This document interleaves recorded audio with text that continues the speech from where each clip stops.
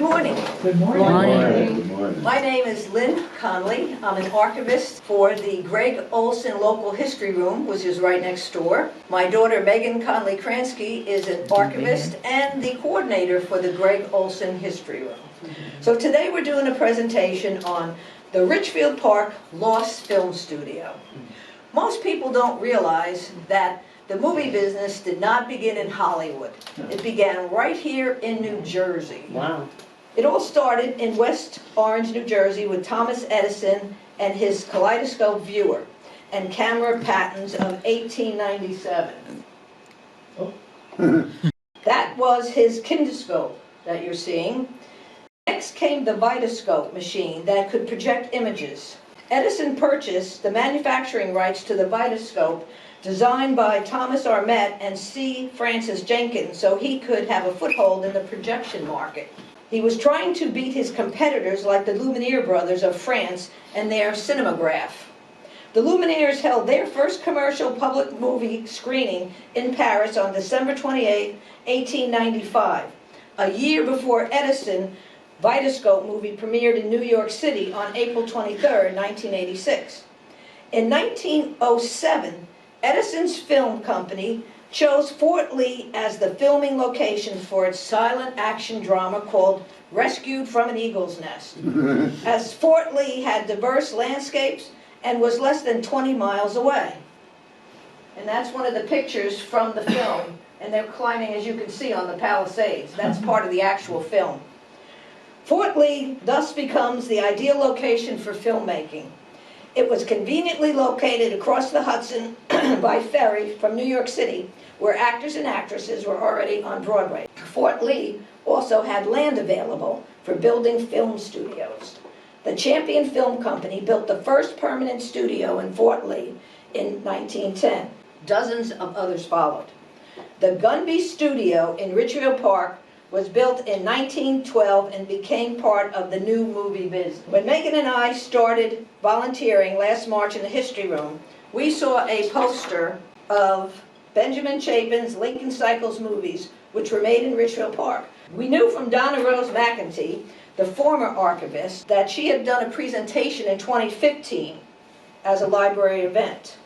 Luckily, 8 of Benjamin Chapin's 10 films were saved and restored by the Library of Congress. And through Donna's efforts, she obtained copies of these films for the history rooms. The films cannot be copied or videotaped, as it would be a violation of the agreement with the Library of Congress. So these films that we're going to show you at the end, they cannot be videotaped. That brings us to why we're here today. How did Ridgefield Park get into the silent film business? Where did Benjamin Chapin make his films? With the help of Ancestry.com, newspapers.com, and many, many Google searches, as well as archival books and records in the history room, I have answers to the who, what, where, when, and why. For the first who, it started with the Gunby family and his son Walter H. Gunby, who in 1883 had immigrated from London, England to New York City. On the 1910 census, were living on 6th Avenue and listed as electricians. Around 1912, they moved to Ridgefield Park, and in the village directories, they are listed as photographers living on 34 Central Avenue. And that's the census record that shows where we got that data from. James W. Gunby built a laboratory and studio at 63 2nd Street in 1912. And in 1916, he leased it to Benjamin Chapin for 5 years. From research, it's believed that the Gunby studio in 1912 was developing motion picture film. Since the Gunbys were listed as photographers, silent film processing, which relied on a picture sequence of chemical baths that transformed the light-sensitive silver salt on the film into permanent visible images, was very familiar to them because that's how it's done for photography. The majority of all silent films were shot on 35mm film at 46 frames per second, developed by Edison and purchased by George Eastman. That is George Eastman and Thomas Edison together, because it was Edison who decided on the 46 frames per minute, but all the film was produced by George Eastman. The silent movie film business, all the film had to be developed by local studios, and Gunby Studio was one of them. The next big question I had was, where was the Gunby studio located? Where was 63 2nd Street? Most villagers believed it was in Hunter Park. No one knew its exact location. That began my quest to find its location, and I was successful. After much Googling, I came across a newspaper image found on a map titled Benjamin Chapin Moving Picture Company. This is what it looked like. This is the newspaper image that I found. This is AI enhanced so that we could see the picture clearly. So there is the house and there is the studio behind it. And the address is listed as 113 Ridgefield Park. Again, this is the newspaper image that I found, and the next picture is the AI enhanced. So you can see this was exactly what was on it. That's the studio, and that is like a barn that was between the house, the barn, and the studio. And the address again is 113 2nd Street. Additional proof of the house and studio came from the Sanborn insurance maps dated November 1918, which clearly shows the location. And there you can see 2nd Street, and there is the Lincoln Cycle, and it talks about the moving picture studio, and it has 3 levels. But that's additional primary documents that show where it was located. There are 3 levels. The first level is listed for the insurance company as concrete.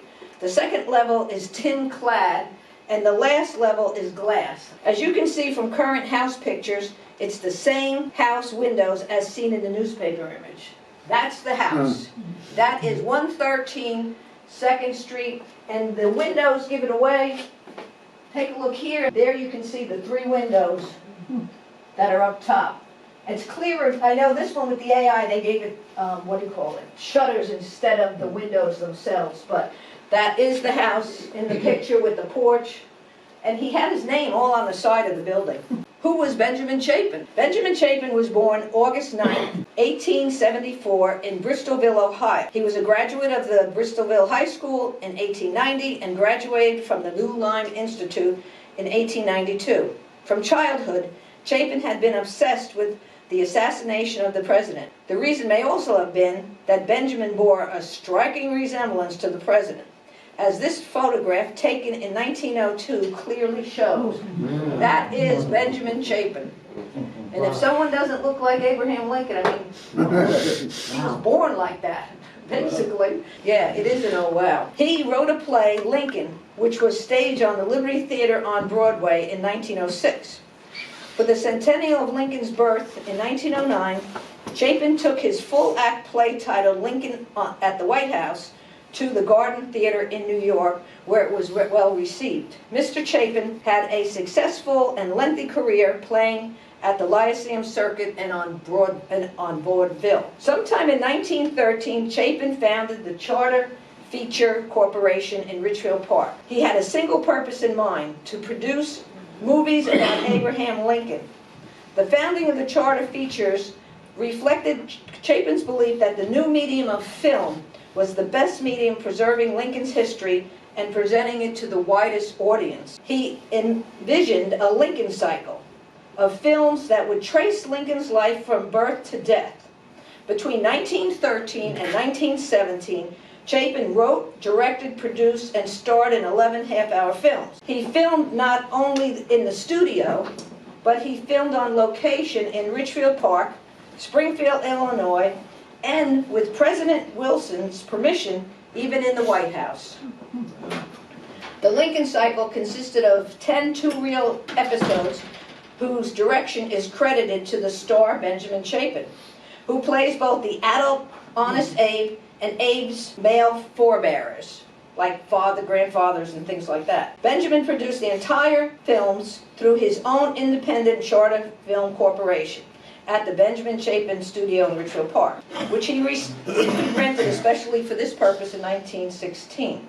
It was interesting that Chapin allowed no other names, including his co-stars, to be attached to the Psycho films. However, the filmmaker John M. Stahl in 1917 made a convincing claim that he had done much of the important behind-the-scenes camera work on the films. During this time, Benjamin lived in Ridgefield Park at 34 Central Avenue with his mother Catherine and his sister Lucille, a home that he also rented from the Gunbys. Benjamin Never married, Benjamin Chapin, the movie picture actor whose striking resemblance to the president gained him a fortune as well as national reputation, died of tuberculosis Sunday night, June 2nd, 1918, at Liberty, New York. Mr. Chapin became seriously ill and entered, that's the Loomis Sanitarium for tuberculosis in Liberty, New York. And on Lincoln's birthday's anniversary, 2/12/1918, is when he entered the sanitarium. So that's the date, unfortunately.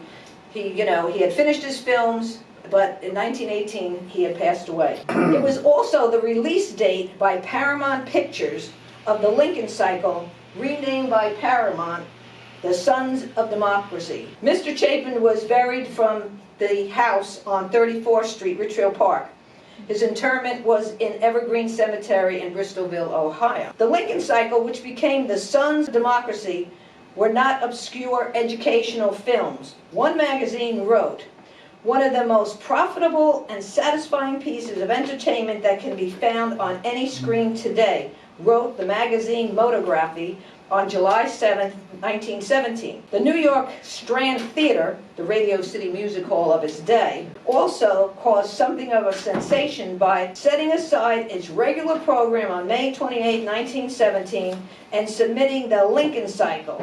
It was unique in the annals of the Strand. In 1918, after his death, his sister Lucille marketed the film. She had them distributed by Paramount. And again, it was The Son of Democracy.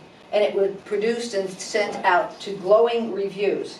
In fact, in January of 1926, during a demonstration of a school moving picture machine, 2 reels of Chapin's films were showed in the auditorium of Lincoln School in Ridgefield Park.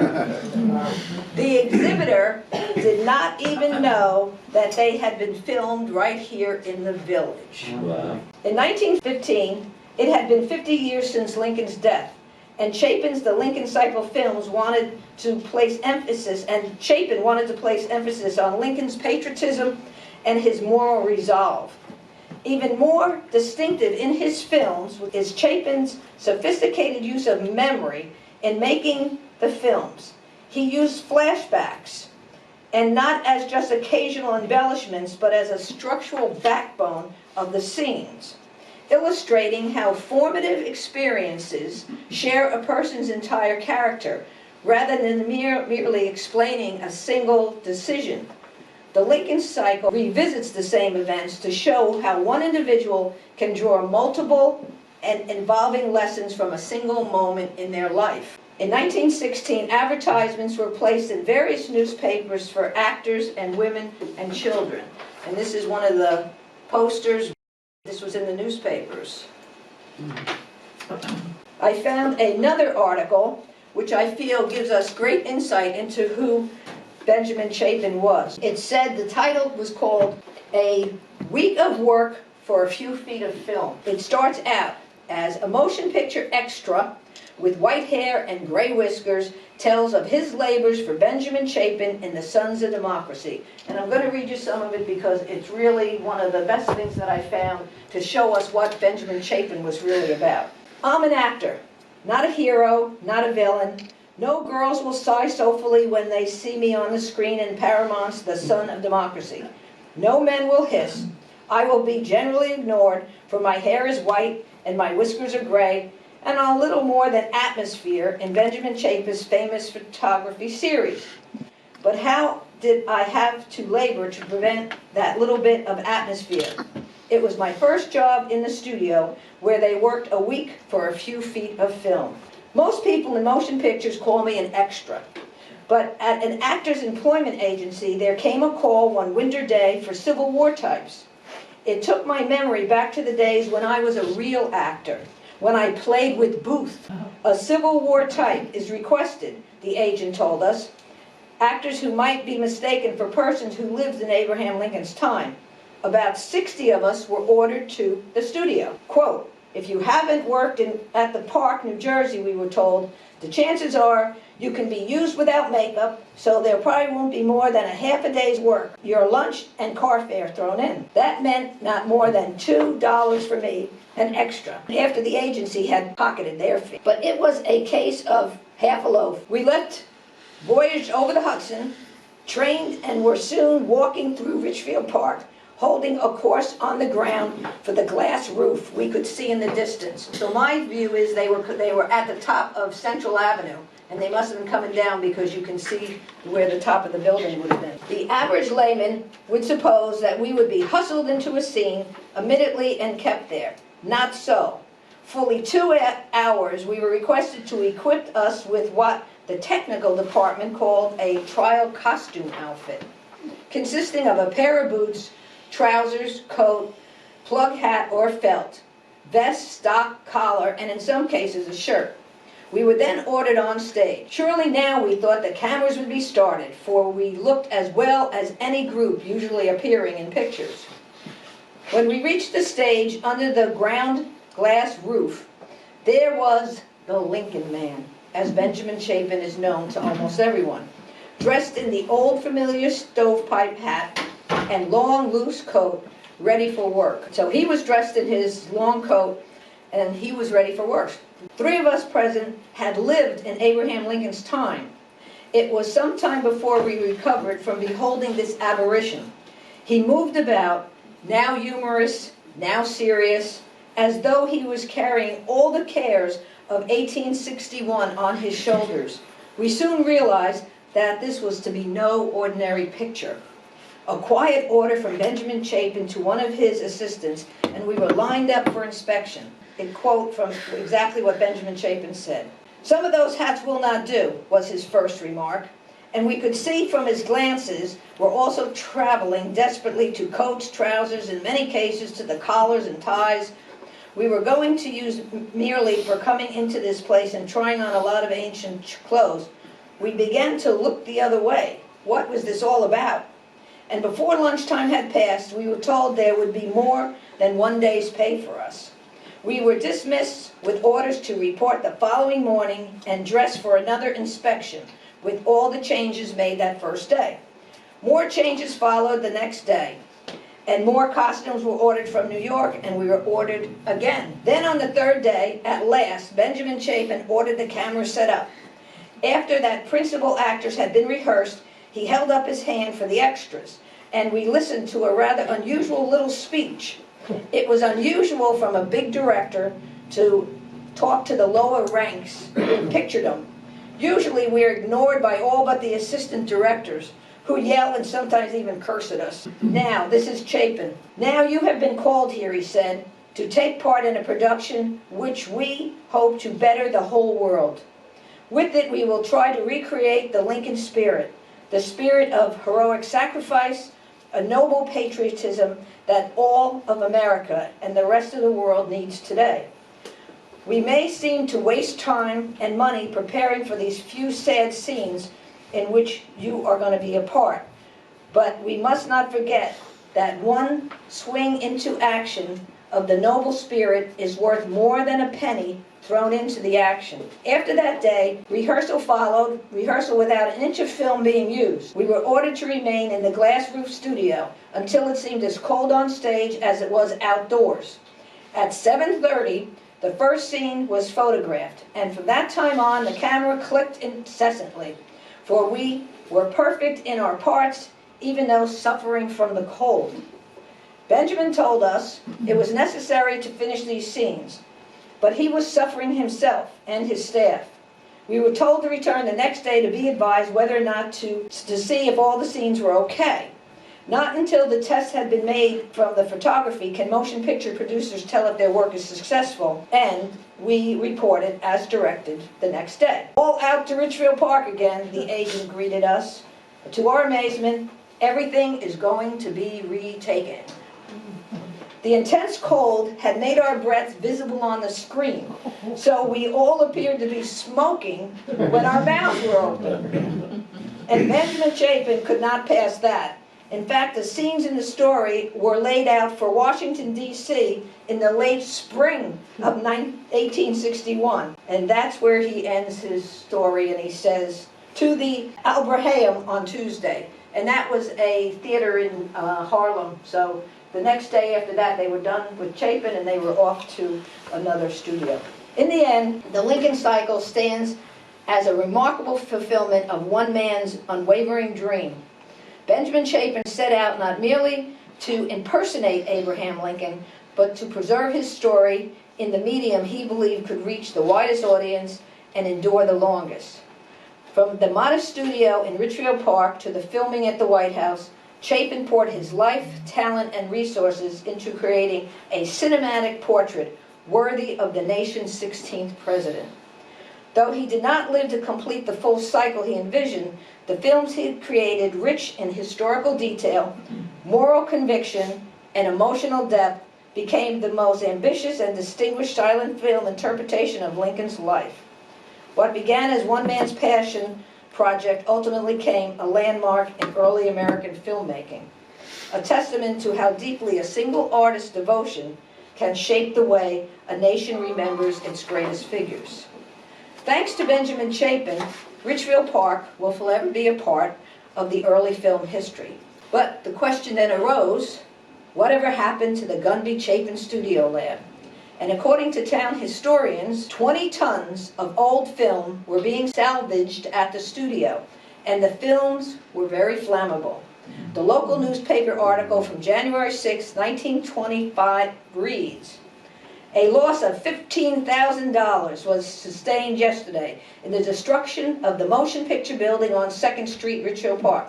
The structure owned by James W. Gunby was being used as a reclaiming station for motion picture film.